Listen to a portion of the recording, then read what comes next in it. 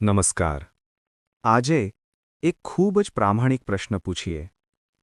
આપણે વારંવાર એ જ ભૂલ કેમ વાગોળીએ છીએ? આપણે ઘણીવાર નક્કી કરીએ છીએ કે હવે આ રીતે પ્રતિક્રિયા નહીં આપું, હવે ગુસ્સો નહીં કરું, હવે આ સંબંધમાં ફરીથી એ જ ભૂલ નહીં કરું, હવે આ નિર્ણય ફરી નહીં લઉં. પણ થોડા સમય પછી એ જ પરિસ્થિતિ આવે અને આપણે ફરી એ જ રીતે વર્તીએ. પછી અંદરથી અફસોસ થાય, મારે આવું નહોતું કરવું જોઈતું હતું, હું કેમ નથી બદલાતો?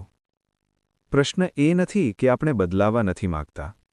પ્રશ્ન એ છે, શું આપણે સમજ્યા વગર ફક્ત દબાવવાનો પ્રયત્ન કરીએ છીએ? ઘણી ભૂલો અજ્ઞાનથી નથી થતી, ઘણી ભૂલો અજાણતા બનેલી આદતોમાંથી થાય છે. જ્યારે કોઈ પરિસ્થિતિ અંદરની જૂની યાદ સાથે જોડાય છે, ત્યારે મન આપમેળે જૂની પ્રતિક્રિયા આપે છે.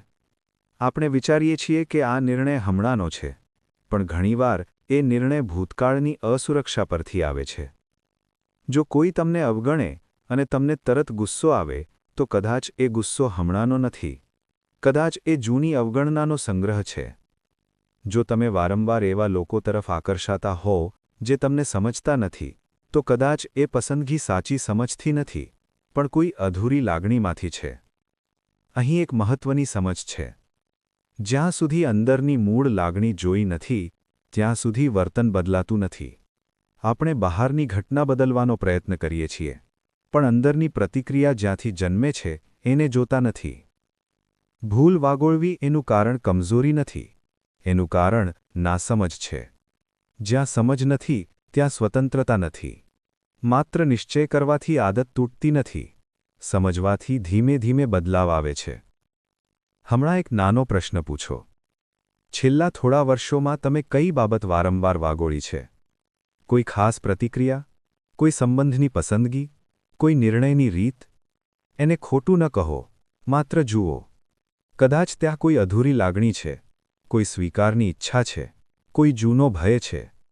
જ્યારે આપણે એ મૂળ લાગણીને ખુલ્લા મનથી જોવાનું શરૂ કરીએ છીએ, ત્યારે ધીમે ધીમે પેટર્ન બદલાય છે. બદલાવ જોરથી નથી આવતો, બદલાવ સમજથી આવે છે. ભૂલ શત્રુ નથી, ભૂલ સંકેત છે. એ બતાવે છે કે ક્યાંક અંદર હજુ કંઈક અધૂરું છે. આ સમજ સાથે આ વાત અહીં અટકાવીએ. જો તમે આગામી વખત એ જ પરિસ્થિતિમાં આવો, તો તરત પ્રતિક્રિયા આપતા પહેલાં એક ક્ષણ રોકાઈને જુઓ.